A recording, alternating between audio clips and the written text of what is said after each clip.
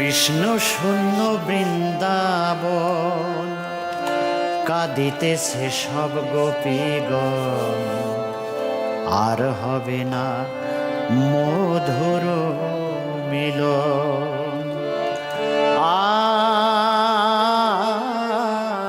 আর হবে না মধুর মিলন।